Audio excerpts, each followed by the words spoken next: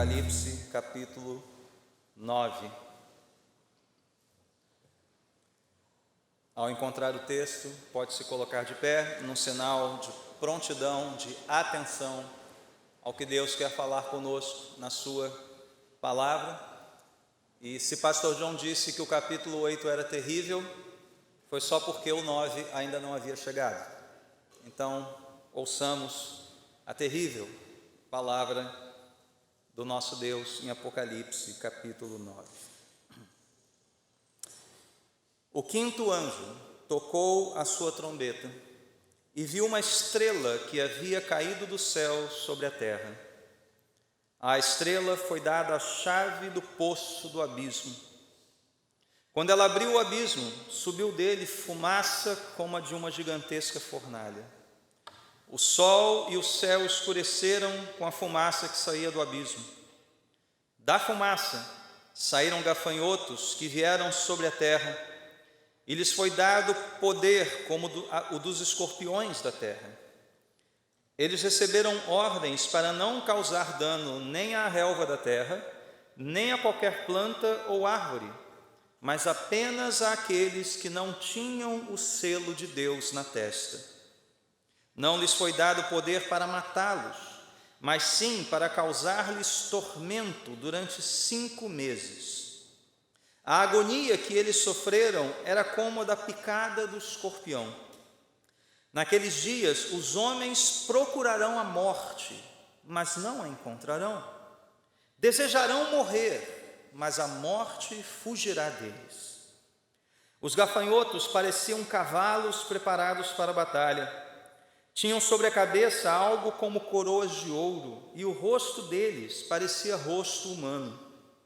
Os cabelos deles eram como os de mulher, e os dentes como os de leão.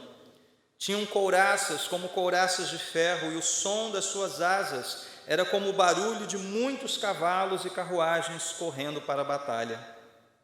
Tinham caudas e ferrões como de escorpiões, e na cauda tinham poder para causar tormento aos homens durante 5 meses.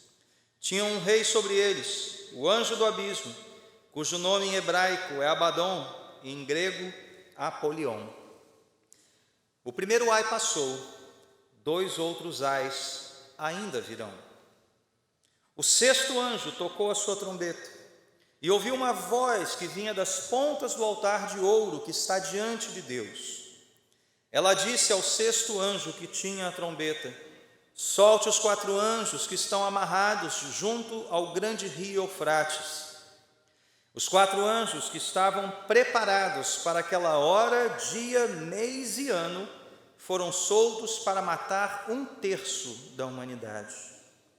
O número dos cavaleiros que compunham os exércitos era de 200 milhões. Eu ouvi o seu número. Os cavalos e os cavaleiros que vi em minha visão tinham esse aspecto. As suas couraças eram vermelhas como fogo, azuis como jacinto e amarelas como enxofre. A cabeça dos cavalos parecia a cabeça de um leão, e da boca lançavam fogo, fumaça e enxofre. 1/3 da humanidade foi morto pelas 3 pragas, de fogo, fumaça e enxofre, que saíam da boca dos cavalos. O poder dos cavalos estava na boca e na cauda, pois a cauda deles era como cobra, com a cabeça feriam as pessoas. O restante da humanidade, que não morreu por essas pragas, nem assim se arrependeu das obras das suas mãos.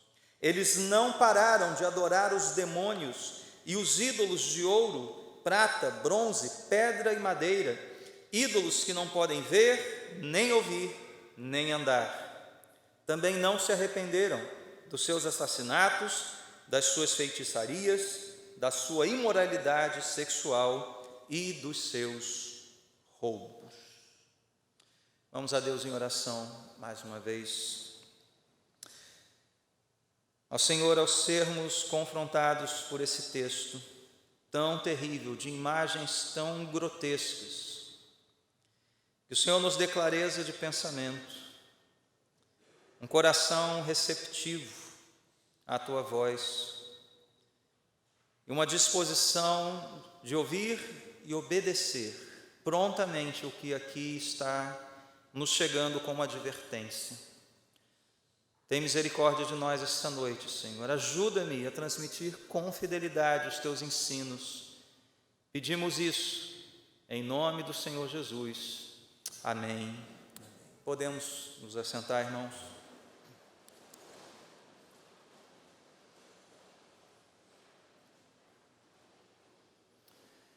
C.S. Lewis, conhecido autor de Crônicas de Nárnia, certa vez escreveu o seguinte: Deus sussurra nos nossos prazeres, na nossa conversa e por meio da nossa consciência, mas grita no meio do sofrimento.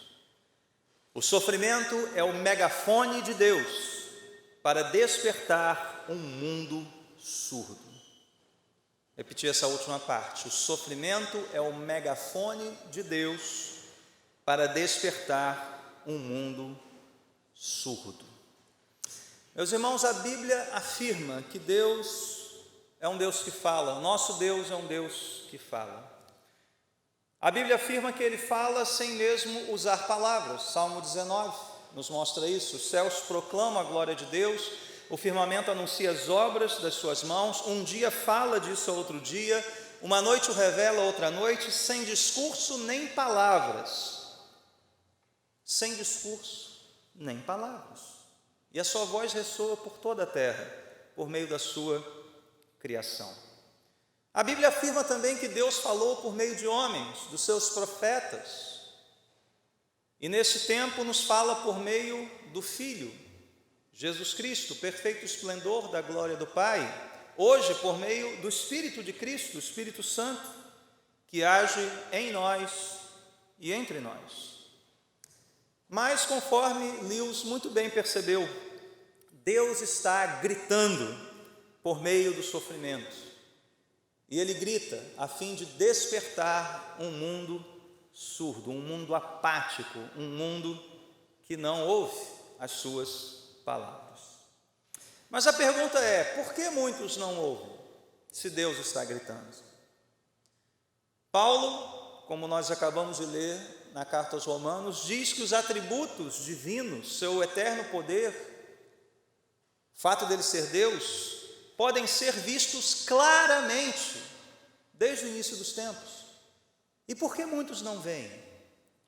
Por que muitos não ouvem? Por que muitos não enxergam?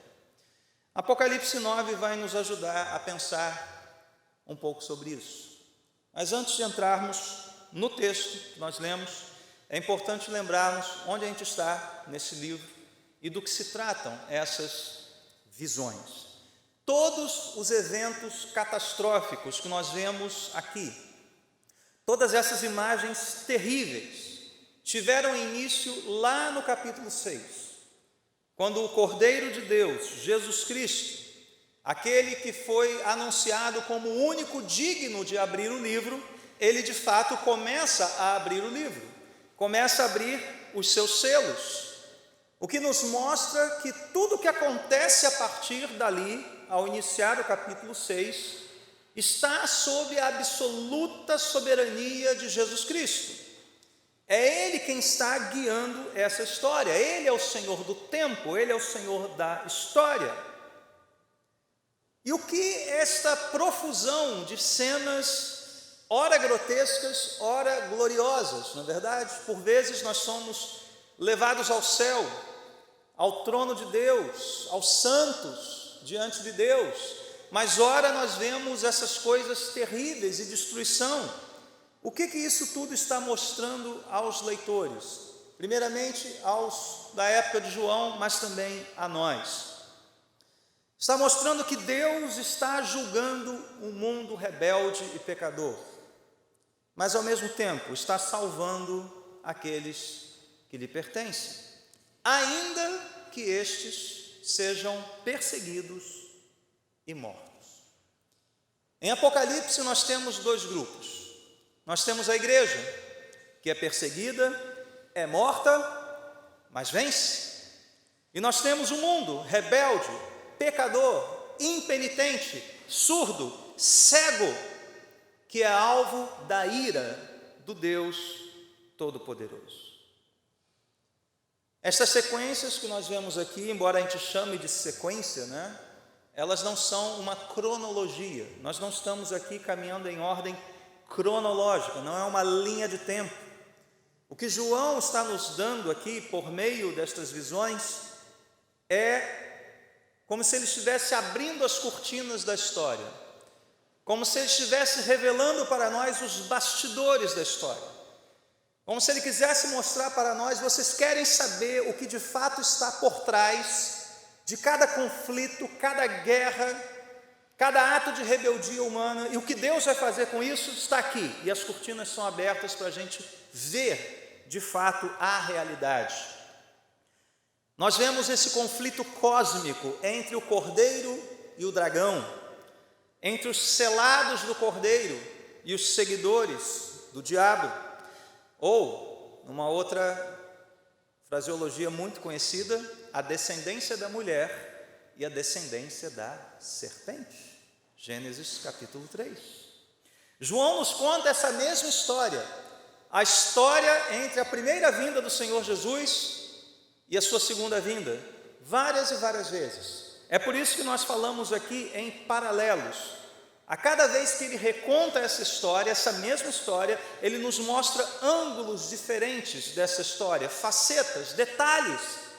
E cada vez mais João está se aprofundando nesses bastidores, nos detalhes desses bastidores, e cada vez mais ele chega próximo ao fim mesmo, ou seja, aquele momento em que Jesus está retornando em glória. É por isso que, vez após vez, a gente fala em paralelos no livro, e não numa linha contínua, numa linha de tempo. Pois bem, no capítulo 8, capítulo anterior, nós vemos alguns eventos relacionados aos selos. O 7º selo é aberto, nos trazendo a sequência de trombetas. E as 4 primeiras, nós vimos dos versos 6 a 13, nos mostram que Deus está julgando a criação, o mundo físico, a natureza, como nós assim a chamamos, é alvo do julgamento de Deus, por meio dos seus anjos. E não sei se os irmãos perceberam isso, que Deus está julgando a criação na ordem inversa em que Ele criou todas as coisas. É como se Ele estivesse desfazendo o que Ele fez em Gênesis 1. Um claro sinal do juízo. É claro que nós sabemos que isso importa em renovação, mas Deus está julgando, Deus está trazendo esses eventos cataclísmicos sobre o mundo criado. E o verso final do capítulo 8, verso 13, nos deixa na expectativa do que virá, nos deixa um suspense. É aquele final do episódio da série, que te faz querer ver o episódio seguinte. Diz o verso 13 que enquanto eu olhava, ouvi uma águia que voava pelo meio do céu e dizia em alta voz: ai, ai, ai dos que habitam na terra, por causa do toque das trombetas que está prestes a ser dado pelos 3 outros anjos. Então, o que este grito de uma águia anunciou? Se a criação, o mundo físico, foi alvo do juízo de Deus, agora os habitantes da terra serão alvo da ira do Cordeiro. O que a águia está dizendo é: se estava terrível, agora vai piorar e muito. Esse ai aqui proferido pela águia é uma palavra de juízo. Lembram de Isaías? Ai de mim, um juízo inevitável, um juízo certo e um juízo merecido. É isso que o verso 13 nos anuncia. É para lá que ele está nos levando e nos preparando. Então, o que nós veremos no capítulo 9, meus irmãos? Nós veremos a 5ª trombeta, dos versos 1 a 11. Nós veremos uma espécie de pausa dramática no verso 12, a 6ª trombeta, dos versos 13 a 19, e por fim a conclusão de toda esta sessão nos versos 20 a 21. Então não feche a sua Bíblia, nós vamos acompanhar toda essa divisão aqui agora. Eu quero chamar a sua atenção para alguns pontos importantes do texto como um todo, dando um passo para trás ainda, né? As duas trombetas, se você reparou, elas seguem um padrão quase que idêntico. Na quinta, nós temos um toque e um evento, e na sexta também. O anjo toca e uma estrela cai do céu. Na sexta trombeta, o anjo toca e uma voz sai das pontas do altar. Depois das duas trombetas, a partir desse evento, nós temos o surgimento de seres terríveis, esses gafanhotos na quinta trombeta e anjos poderosos e todo um exército na sexta. Nós temos a descrição da ação desses seres malignos sobre os homens, tormentos na quinta e morte na sexta. Nós temos a resposta dos homens a essa ação maligna. Na quinta trombeta, o desejo de morrer. Na sexta, a dureza de coração.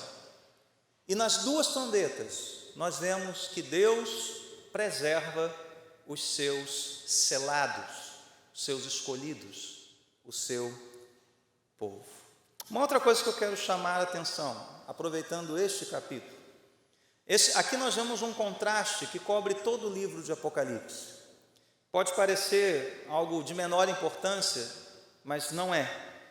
Tudo o que cerca Deus e o Cordeiro e os seus anjos, aqui em Apocalipse, é belo, é harmonioso, brilha. Mas tudo o que se relaciona ao mal é grotesco, é feio ao extremo. E tem que ser assim.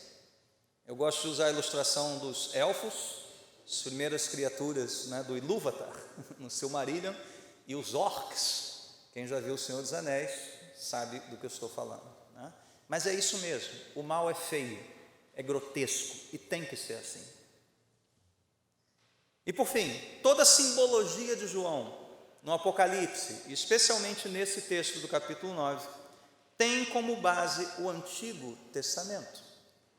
Os leitores de João eram familiarizados com o Antigo Testamento, portanto, eles não teriam dificuldade em compreender o significado dessas imagens, desses símbolos, dessa mistura de coisas que compõem os gafanhotos, os outros seres, altar, fumaça. Eles entenderiam perfeitamente.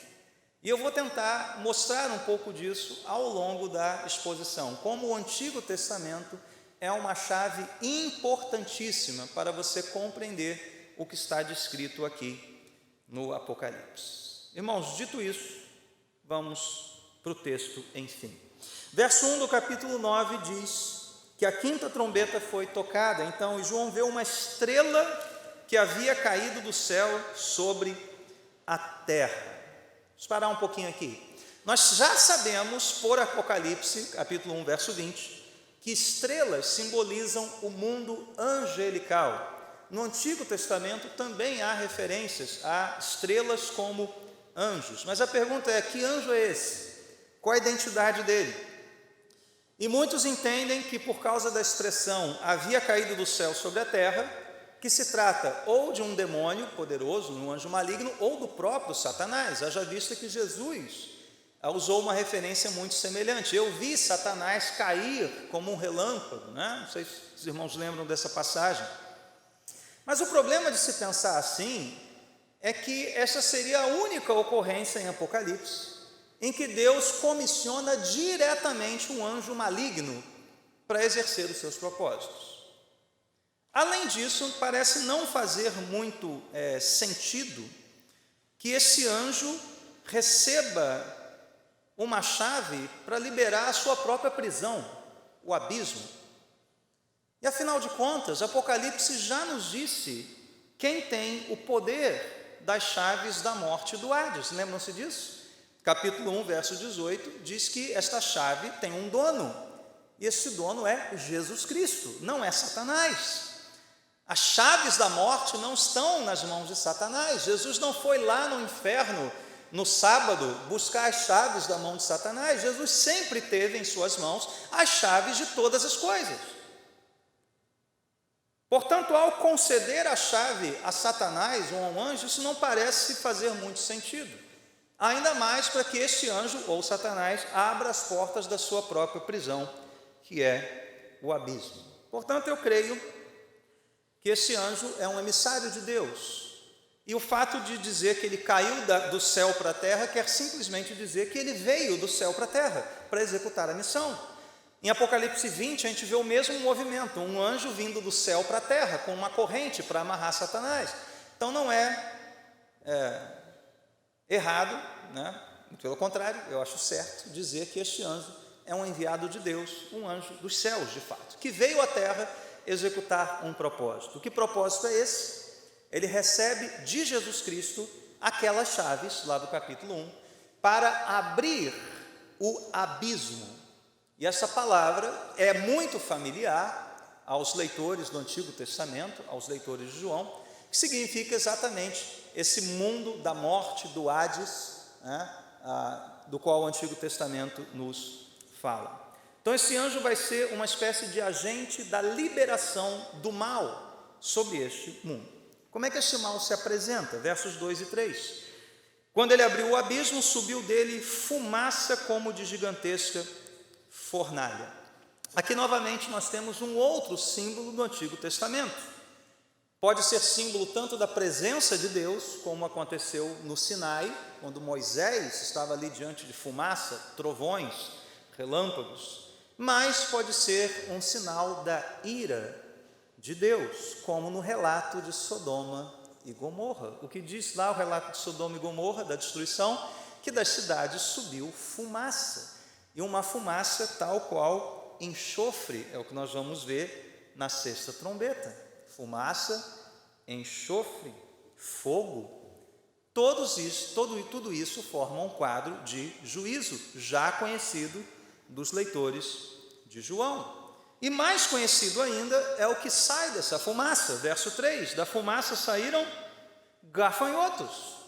Imediatamente nós nos lembraríamos dos contextos de Êxodo 10, uma praga de gafanhotos assolou o Egito, foi uma das pragas do Egito, mas especialmente do profeta Joel, capítulos 1 e 2.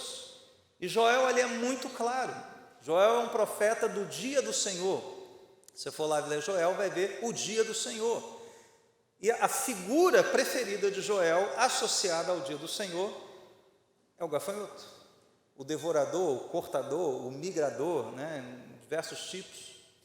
Em que Joel está se baseando? Numa realidade típica do Oriente. Nuvens de gafanhoto no Oriente são nuvens devastadoras, comem tudo, arrasam plantações, causam fome. Então isso está muito vívido na mente dos leitores de João, mais um símbolo de juízo da parte de Deus. Mas também algo que está associado à salvação. Porque quando Deus manifesta a sua glória, o seu poder diante de Faraó, é para salvar os israelitas. Lá em Joel, quando Joel diz que Deus vai enviar os gafanhotos como uma espécie de sinal do juízo de Deus, ele ao mesmo tempo diz que o povo de Deus será livre dos gafanhotos. Então o gafanhoto era um símbolo tanto de salvação para os que creem, porque sabe que não serão atingidos, mas de perdição e juízo para os que não creem. E diz mais, né, que foi dado poder, final do verso 3, como de escorpiões. Novamente, isso não é novidade. Escorpião já é conhecido desde 1 Reis, capítulo 12, verso 11. A NVI traduziu por chicote pontiagudo, mas lá no original a palavra significa escorpião. Escorpião. Jesus usou cobras e escorpiões em Lucas 10, 19 como símbolos dos poderes malignos. E vocês perceberam na sexta trombeta que a cauda desse exército aqui era como cobra, escorpião. Mais uma vez, um símbolo de juízo, uma metáfora para punição, severa punição da parte de Deus. Deixa eu pular para o verso 7, porque João aqui nos dá uma descrição mais completa desses seres. Novamente nós não vamos nos deter em cada detalhe, mas isso seria bastante familiar aos leitores, né? Coroas de ouro, símbolo de poder, rosto humano, símbolo de sabedoria, sagacidade, cabelos de mulher, símbolos de sedução. Tudo isso é muito familiar. Mas a ideia aqui que João quer transmitir é da cena como um todo. Esse animal, esse bicho, esse ser que sai da fumaça é um ser grotesco. Ele é maligno da cabeça aos pés, da coroa à ponta do rabo do escorpião. Ele é malignidade pura. Ele é feio, ele é grotesco e ele vem para causar o mal. E finalmente o verso 11, terminando a descrição, João diz que tinha um rei sobre eles, Abadão em grego, Apolion em hebraico, o que pressupõe que os leitores de João saberiam decifrar estas palavras. Ambas significam destruidor, talvez uma referência ao próprio Satanás. Então, meus irmãos, as imagens aqui são claras, ou deveriam ser claras para nós. Deus irá derramar a sua ira sobre os homens. Gafanhoto, fumaça, cobra, escorpião, tudo isso João quer mostrar claramente. O juízo de Deus está às portas. Isso não é novidade para nós a essa altura do livro de Apocalipse. O que talvez tenha chamado a sua atenção e cause uma certa perplexidade é que todos esses seres são malignos e estão executando um juízo que pertence a Deus.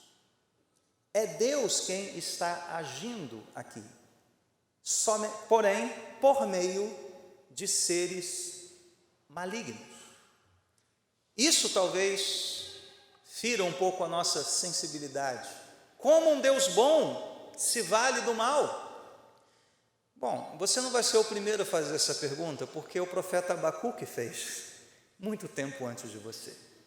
O problema do mal já vem desde o Antigo Testamento. Os profetas se debruçaram sobre esse problema. Como pode um Deus bom, puro de olhos, santo, se valer do mal, usar o mal, usar os rebeldes, os ímpios, para avançar os seus propósitos?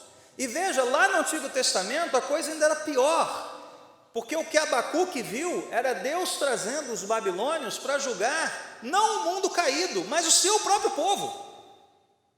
A ponto dele dizer: não, Senhor, como? Como o Senhor vai usar um povo ímpio, pagão, cruel, para julgar o seu próprio povo? Vai pegar mal para ti, ó Deus. Esse foi o dilema. E Deus aqui em Apocalipse está usando o mal, os demônios, para julgar o mundo mal, o mundo caído, a sua absoluta soberania. Então, os demônios fazem a vontade de Deus? Não e sim. Eles não fazem a vontade de Deus porque não se submetem à vontade de Deus, mas eles fazem a vontade de Deus porque Deus é soberano sobre todas as coisas.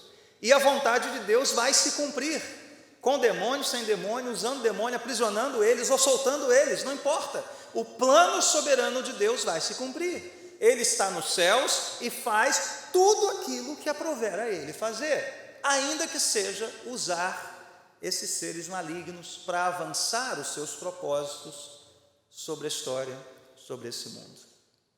Mas como esses seres executarão esta missão? Versos 4 e 5, volte comigo. A missão desses seres é atormentar a humanidade por 5 meses. E eu quero chamar a sua atenção aqui, mais uma vez, esse capítulo está muito claro, a absoluta soberania de Deus, até mesmo sobre o mal.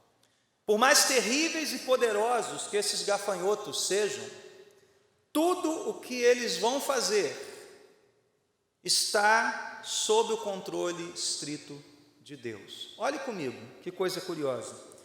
Diz que receberam ordens, verso 4, para não causar dano à relva. Isso é curioso, parece que João quer despertar isso de propósito. Gafanhoto se alimenta de quê? De plantação, não é? E Deus está dando a ordem para seres que se assemelham a gafanhotos para não atacarem as plantações. Soberania absoluta. Soberania absoluta. Não só porque isso tudo já foi atacado nas 4 primeiras trombetas, mas para mostrar que ele pode mudar a natureza do ser conforme a sua vontade. Então esse é o primeiro ponto. Segundo ponto, eles foram impedidos de matar.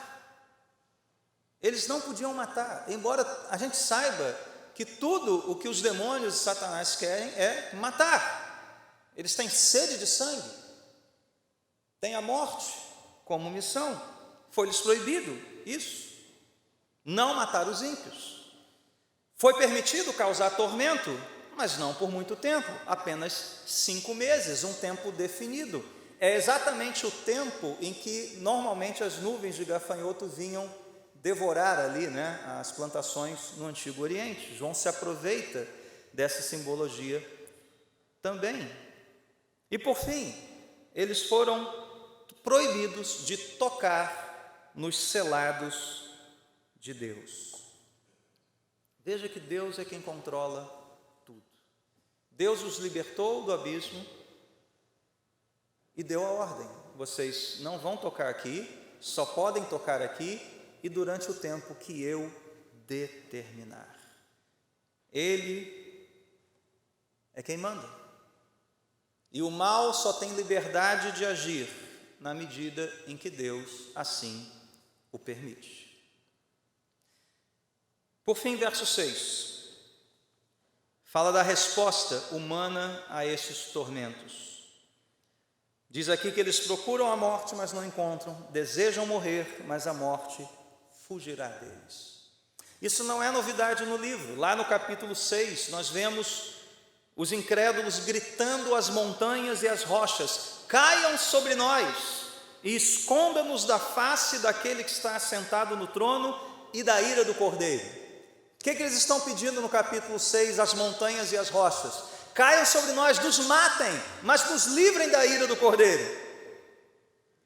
Eles procuram a morte desde o capítulo 6 para fugir do julgamento. Agora veja a confusão mental dos ímpios. Foi aquilo que Romanos 1 disse, uma disposição mental reprovável. Veja como eles não conseguem pensar direito. Eles querem a morte para fugir do julgamento, sendo que a morte vai levá-los ao julgamento, e se eles permanecerem vivos, também serão julgados. O julgamento de Deus é inevitável.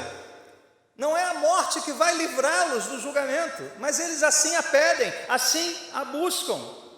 É igual aquela pessoa que está se afogando, presa ao seu tesouro, ao seu baú do tesouro. Não, eu não solto, mas você vai se afogar, meu camarada. Não, mas é meu, eu não solto, e vai para o fundo com o negócio, bastava soltá-lo.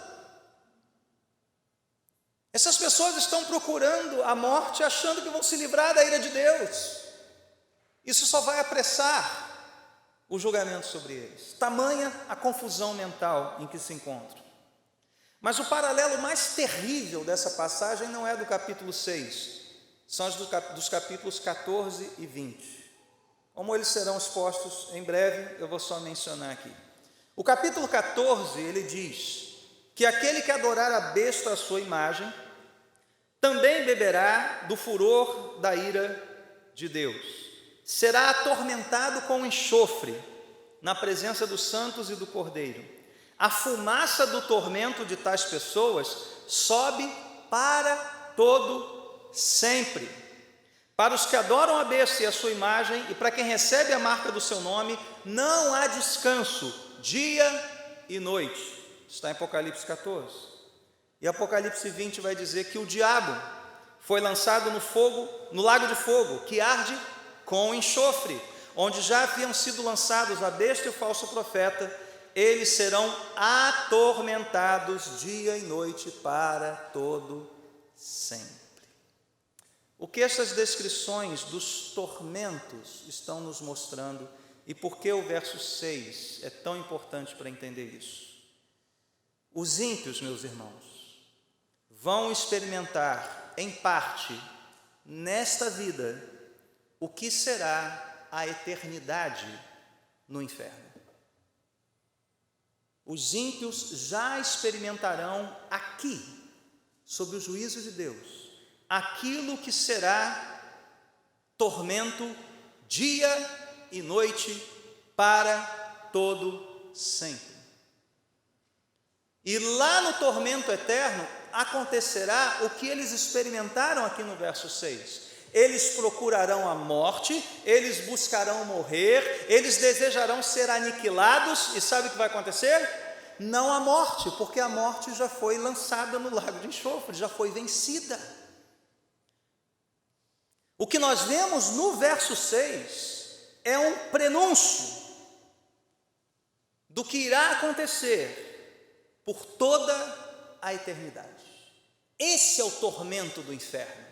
É desejar morrer, é desejar acabar com aquilo e aquilo jamais ter fim.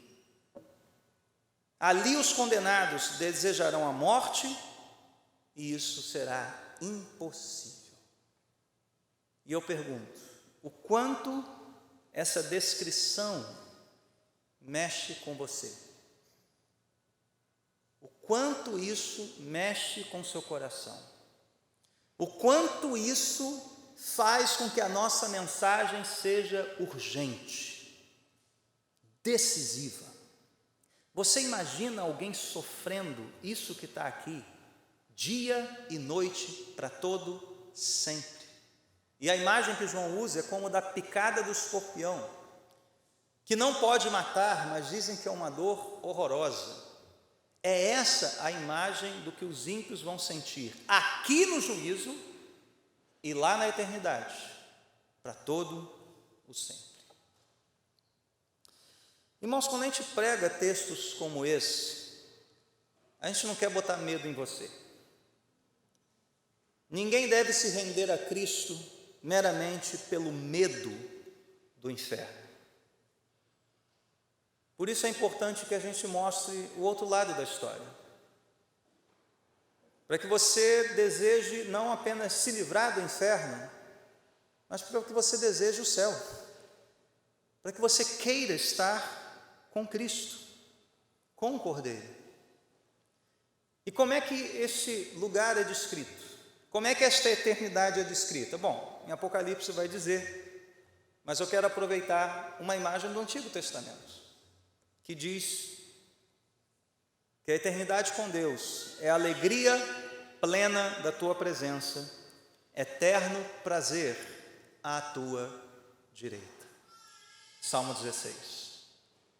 Enquanto os ímpios sofrerão tormentos eternos, o crente desfrutará de alegria plena e de eterno prazer. E por que vai ser assim conosco? Porque o nosso Senhor Jesus Cristo já sofreu os tormentos da cruz. O Senhor já experimentou os cravos em suas mãos. Ele já experimentou as torturas, ele já experimentou a morte, ele já sabe o que é padecer. Por isso, nós não sofreremos o juízo de Deus. Por isso, nós não sofreremos os tormentos da ira do Cordeiro e tampouco o tormento da eternidade sem Deus. Mas esta foi só a quinta trombeta. Há uma sexta, e aqui a gente pode caminhar um pouco mais rapidamente, porque muitos símbolos já foram compreendidos. João ouve uma voz que vinha das pontas do altar, mais um símbolo do Antigo Testamento. As pontas do altar eram um local onde o sangue do sacrifício era aspergido. E ao mesmo tempo nos mostra a reprovação de Deus ao pecado, porque um animal teve que morrer e sangue teve que ser derramado. Mas as pontas do altar também são símbolo da misericórdia de Deus, porque o ofertante pecador não morreu, ele foi substituído na morte, e aquele sangue o cobriu, expiou, para que ele pudesse então viver. Então, um lugar que nos mostra tanto justiça quanto misericórdia. Então, nós estamos aqui sendo alertados por mais uma trombeta. E eu pergunto, o que pode ser mais terrível do que os tormentos da quinta trombeta? A morte da sexta é mais terrível. Então vamos lá.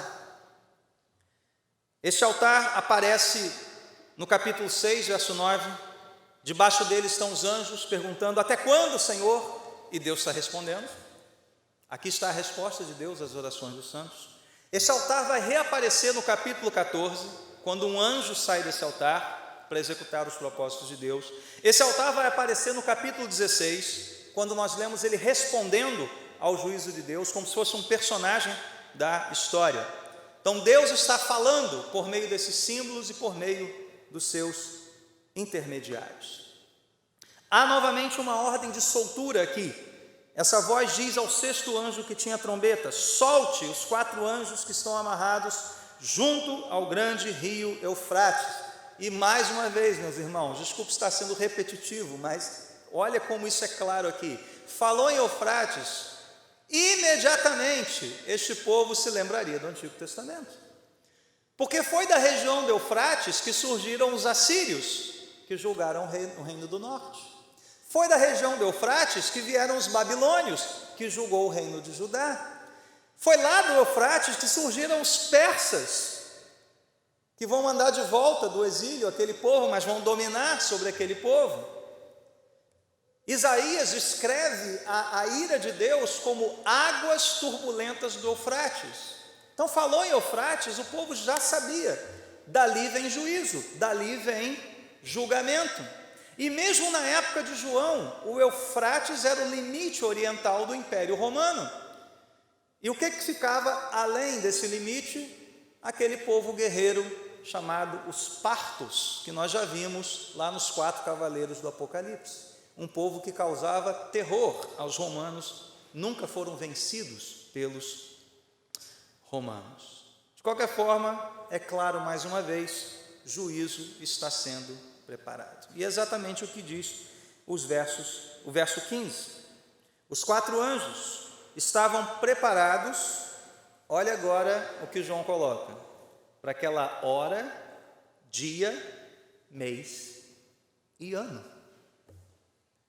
Então, se lá na quinta trombeta, a soberania de Deus disse: gafanhotos, vocês não vão comer planta, vocês só vão ferir, e só vão ferir os que não estão selados, e durante 5 meses. Aqui a soberania de Deus é sobre o tempo.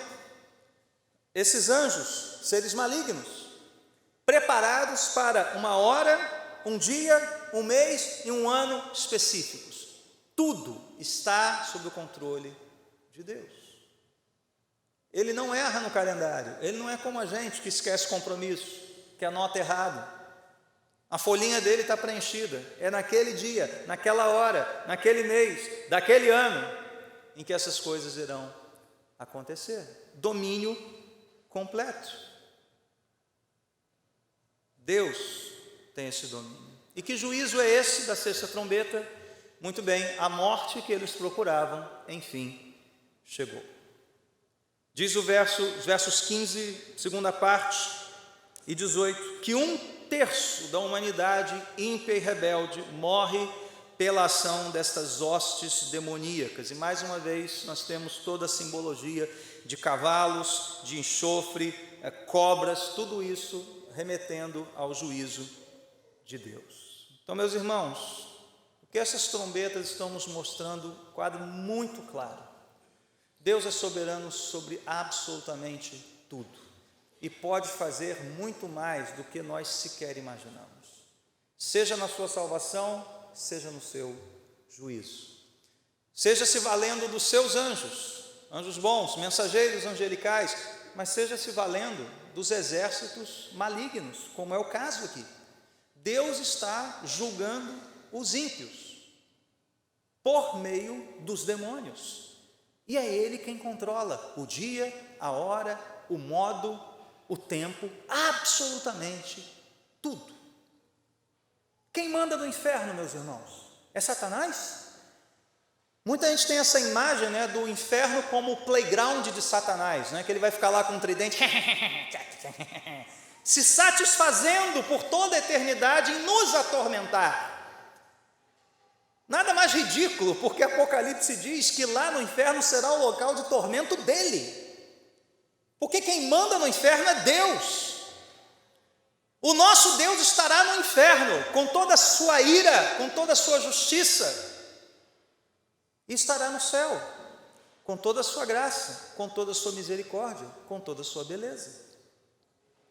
E se isso fere a sua sensibilidade, meus irmãos, meu irmão, minha irmã, é só a sua sensibilidade, porque a palavra é verdadeira. É assim, este é o nosso Deus, e Ele faz tudo quanto lhe apraz. Ele é Deus e deixa Ele ser. Nós não temos que impor as nossas sensibilidades, o nosso senso de justiça ao ser de Deus.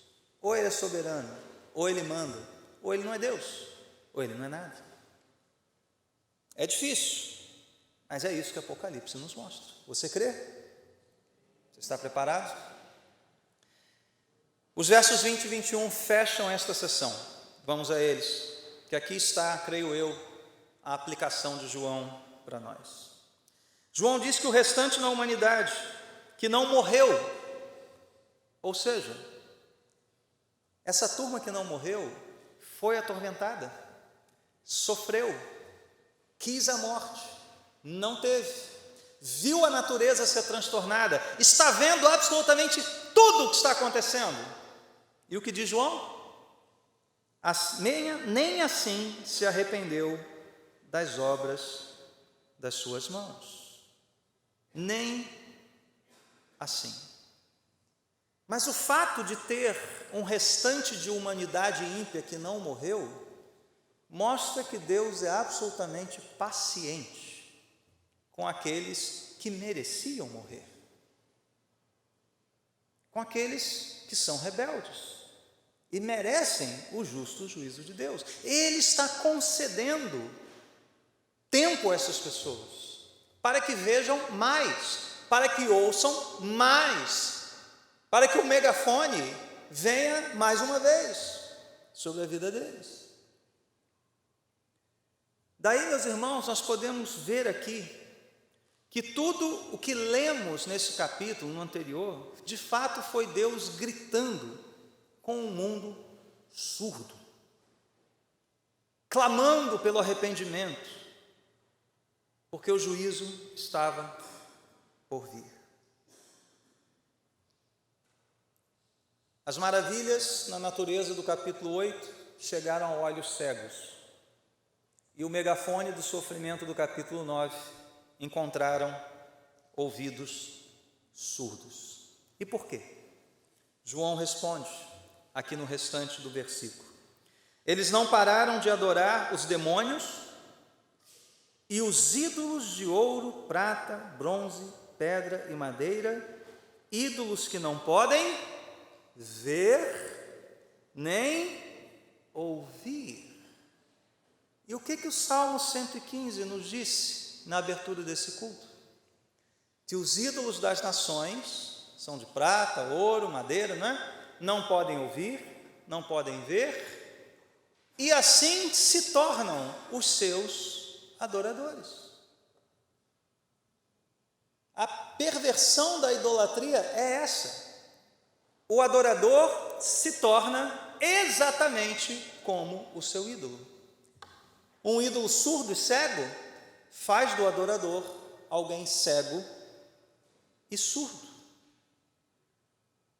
A Bíblia diz que, embora o ídolo não seja nada em si mesmo, por trás dele, Paulo diz isso aos Coríntios, o que existem são demônios, e é por isso que João mantém os dois juntos aqui, demônios e ídolos, estão juntos aqui. Ele quer mostrar isso para nós, claramente. E a ironia desse final, ele é trágico, ele é terrível, mas ele é irônico, porque esses que não morreram continuam a adorar aqueles que atormentaram e destruíram a natureza. Atormentaram eles e mataram os outros. A natureza foi anjo bom, Olha só o absurdo disso. Eles continuam insistindo em adorar aqueles que lhes fazem mal. Continuam a servir, a se prostrar, a se render diante daqueles que atormentaram parte da humanidade, e que mataram 1/3. Tem 2/3 de gente que é cega, surda, muda por completo, porque não consegue enxergar. Romanos 1 diz que Deus entregou essas pessoas a uma disposição mental reprovável. Então lembra, eles pensam que podem escapar do juízo buscando a morte, e eles continuam a adorar os que lhes fazem mal. Meus irmãos, esse final de sessão aqui nos mostra a natureza do pecado, a natureza do coração pecador, idólatra, estúpido ao extremo. E também nos mostra a natureza do mal. O mal se volta contra os seus próprios seguidores. Essas pessoas são atormentadas e mortas pelos demônios, por aqueles a quem eles adoram. Esta é a dura e triste realidade que João quer nos mostrar. Basta que Deus solte as rédeas do mal neste mundo. Basta que Deus solte as rédeas do pecado humano neste mundo, que os dois vão se encontrar nessa história de tormento e morte. Deus, quando entrega a alguém a sua terrível liberdade, essas pessoas vão buscar a liberdade para pecarem ainda mais, se afundarem no seu pecado, cegarem ainda mais os seus olhos e ensurdecerem ainda mais os seus ouvidos. Eu não sei quem foi, mas eu achei brilhante esta definição. O inferno será o lugar onde os pecadores desfrutarão da terrível liberdade que sempre desejaram. O inferno será o lugar onde os pecadores desfrutarão da terrível liberdade que sempre desejaram. Vocês não querem Deus? Ok, então toma. Vocês querem pecar mais? Toma, Deus solta a corda. E o que acontece? Isso que João descreve para nós. Mas talvez você pense, já caminhando aqui para o final, pastor, mas se Deus, ao invés de permitir esse mal todo, ao invés de agir com esse juízo terrível, se Deus fizesse algo bom, algo belo, glorioso, se Ele fizesse milagres para nos deixar perplexos com tanta maravilha e bondade, certamente os ímpios veriam e se converteriam. A má notícia, meus irmãos, é que Deus já fez isso. E sabe o que aconteceu? Eles não viram, eles não ouviram e eles rejeitaram o autor da glória. Eles rejeitaram aquele que andou entre nós, cheio de graça, de verdade. Aquele que andou por toda a Palestina fazendo o bem e curando os oprimidos do diabo. Eles o crucificaram, eles o colocaram numa cruz, eles cuspiram na cara dessa pessoa, eles o chicotearam, eles o traíram. Deus já fez isso. Deus já criou um mundo belo, harmonioso, e Paulo diz, isso é claramente a visão de Deus. E o que os homens fizeram? Trocaram a glória de Deus pela glória da criatura. Deus já deu testemunho claro do seu poder, da sua beleza, da sua majestade. Ele já enviou seu Filho, o perfeito resplendor da sua glória, para falar as suas palavras e agir cheio de bondade e misericórdia. E eles creram. Quem viu os doentes sendo curados, creu. Os que viram Lázaro ressuscitar dos mortos, creram. Os que viram pães e peixes sendo multiplicados, creram. Me responda. Não creram. E não creram na beleza e na glória de Deus, e não crerão no juízo e na ira de Deus. Nem os milagres, nem a criação, nem a fúria, nem os tormentos, nem a morte despertou o estado de cegueira e surdez. Por quê? Porque esse é o estado natural da humanidade. em que eles trocam a glória de Deus pela falsa glória dos ídolos, seja antigamente os ídolos de ouro, madeira, pedra, ou os ídolos de hoje, o sucesso, o prazer, o dinheiro, o status, o consumo, o entretenimento. Uma vez que o ser humano troque o Deus verdadeiro, que fala, que grita, por qualquer um desses ídolos, ele se torna exatamente como o ídolo, surdo e cego aos clamores de Deus por arrependimento. Meus irmãos, nada senão a graça preciosa de Deus pode nos livrar da ira que há de vir sobre este mundo. Se Deus não explodir os nossos ouvidos, não rasgar o véu que cobre os nossos olhos, nós não veremos, nós não ouviremos. Mas o mesmo Cordeiro que é soberano sobre tudo isso que nós lemos aqui, ele também é soberano sobre a salvação. Há muitos ainda para receberem de Deus o selo do Cordeiro. Há muitos ainda que ouvirão e Deus fará a obra e serão poupados deste juízo. Talvez você seja um deles nesta noite. Se for esse o seu caso, eu quero orar por você. Se você entrou aqui nesta noite sem a certeza da sua salvação e hoje está contemplando o terrível destino dos que insistem na sua rebeldia contra Deus, eu te peço, não corra dele, não deseje morrer, não fuja, corra para ele, renda-se a ele, troque a dureza do seu coração por um coração no qual habita o Espírito de Deus. Vamos orar.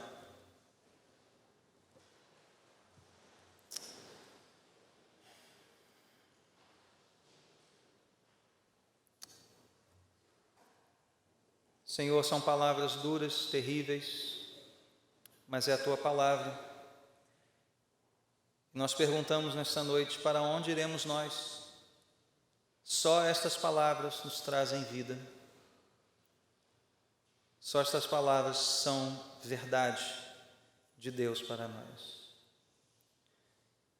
Portanto, eu te peço, Senhor, se alguém entrou aqui hoje incerto da sua salvação,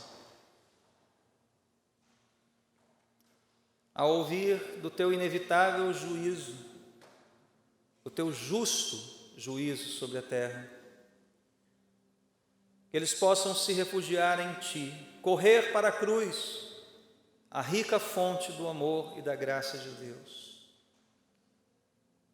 Ó Senhor, que eles se abriguem à sombra do Altíssimo, confessem os seus pecados e creiam que o Cordeiro de Deus foi morto e com seu sangue lavou esses pecados, perdoou os nossos pecados.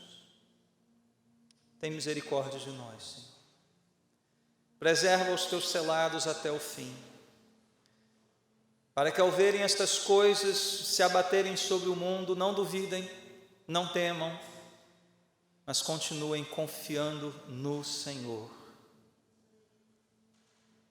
Ó Deus, se ainda abrigamos ídolos em nossos corações, ídolos secretos, sutis, destrona-os hoje, ó Deus, e toma o nosso coração por completo, Senhor. Sê Tu soberano, reina em nós. Faze-nos teus, Senhor, por completo. Nós pedimos isso em nome, pelas misericórdias de Jesus. Amém.